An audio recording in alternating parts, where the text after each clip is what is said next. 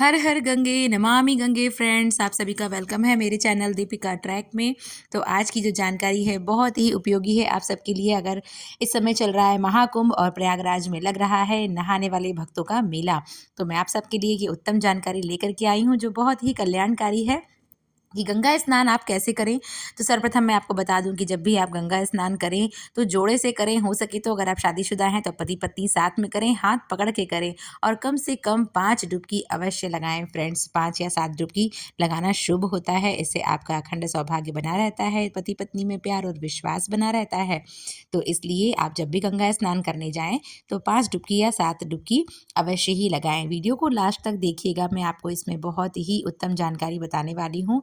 Skip बिल्कुल मत करिएगा फ्रेंड्स। और आपको मैं इसमें बताऊंगी कि कितनी आसान विधि है गंगा मैया की पूजन की। तो गंगा स्नान के बाद हमें क्या करना चाहिए, चलिए मैं आपको वो बता देती हूँ। जब आपका स्नान हो जाए तो आप सूर्य भगवान को जल जरूर ही अर्पित करें।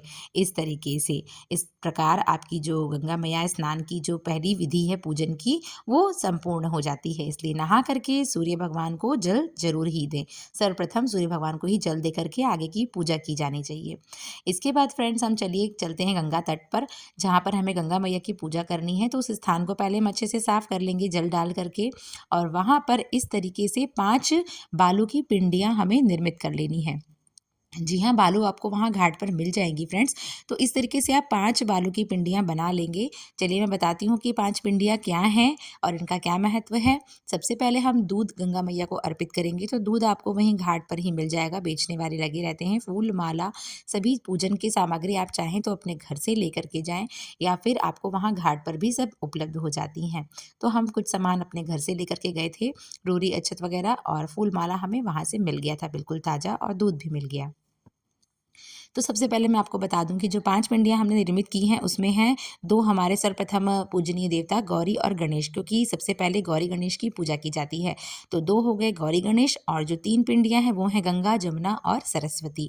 तो इस तरीके से फ्रेंड्स आपको 5 पिंडियाँ निर्मित कर लेनी है, क्योंकि हम गंगा स्नान करने आए हैं और माँ सरस्वती, गंगा, जमुना का यहाँ पर संगम है, तो हम इन तीनों की पूजन भी करते हैं। तो आप सभी पिंडियों पर सब सर्वप्रथम जल अर्पित करें। जल अर्पित करने के बाद सब पे रोरी, अक्षत, सिंदूर, फूल, इन सभी चीज़ों को अर्पित करेंगे। विधिवत इनका पूजन करेंगे, श्रृंगार करेंगे तीनों माताओं का, गंगा, जमुना, सरस्वती का, और गौरी गणेश को भी पूजन करेंगे। और फिर सुहाग जरूर लेना है हमें। गौरी गणेश को सिंदूर लगा करके, और गंगा मैया, जमुना मैया, सरस्वती को भी सिंदूर अर्पित करके हम इसका प्रसाद स्वरूप सुहाग अपने मांग में भरते हैं, जिससे हमें अखंड सौभाग्य की प्राप्ति होती है फ्रेंड्स। तो सुहाग लेना बिल्कुल ना भूलें। इस तरीके से आप सुहाग अवश्य ही लें। इस प्रकार से हमने इन सबका श्रृंगार कर लिया है, गंगा, जमुना, सरस्वती मैया का और गौरी गणेश मैया का। साथ में आप गंगा मैया को भी पूजन के स्वरूप फूल नैवेद्य अर्पित करें। नैवेद्य के रूप में आप यहाँ पर कुछ भी भोग मिष्ठान लेकर के जा सकते हैं। और सबसे साधारण विधि, क्योंकि मैं बता रही हूँ आपको पूजन की, तो यहाँ पर जितना आप घर में पूजन करते हैं उसी तरीके से हम यहाँ भी पूजन करेंगे। तो यहाँ पर हम भोग में मिश्री को लगा रहे हैं, मिश्री हम साथ में लेकर के आए थे। तो इस तरीके से हम रोरी, धूप, दीप, नैवेद्य से उनका पूजन कर लेते हैं। अब हम चलेंगे माता रानी की आरती करने। तो आगे मैं आपको पूरी आरती बताऊंगी कि आपको वहाँ पर क्या गाना है। बहुत ही सुंदर आरती है जो कि मेरी मम्मी गाया करती हैं। ये पूजन भी हमने अपनी मम्मी से सीखा है। हम हमेशा जब भी गंगा स्नान के लिए जाते हैं तो यही पूजा करते हैं, क्योंकि हम तो प्रयागराज से हैं और जब भी वहाँ पर नहाने अक्सर जाया करते हैं तो इस तरीके से पूजन करते हैं, जो कि बहुत ही आसान विधि है फ्रेंड्स। तो बत्ती आप जो जलाइएगा, जो दीपक घी का जलाने वाले हैं, वो जोड़ा जलाइएगा। चाहे तो आप 2 अलग अलग दिए में बना लीजिए, या फिर 2 बत्ती को जोड़ करके उन दोनों की लौ को एक करके आप जलाइएगा। कहते हैं देव स्थान में सदैव जोड़ा दीपक हमें जलाने चाहिए, जो कि अत्यंत शुभदायक होते हैं।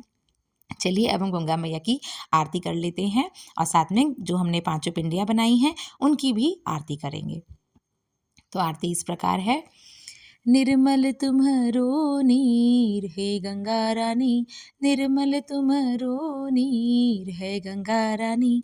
गंगा नहाए से पाप घटत है, गंगा नहाए से पाप कटत है।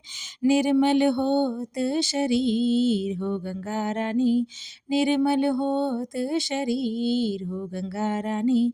गोरी गंगा सावली जमुना, गोरी गंगा सावली जमुना, दोनों बहे एक तीर हो गंगा रानी, निर्मल तुम्हरो नीर हो गंगा रानी।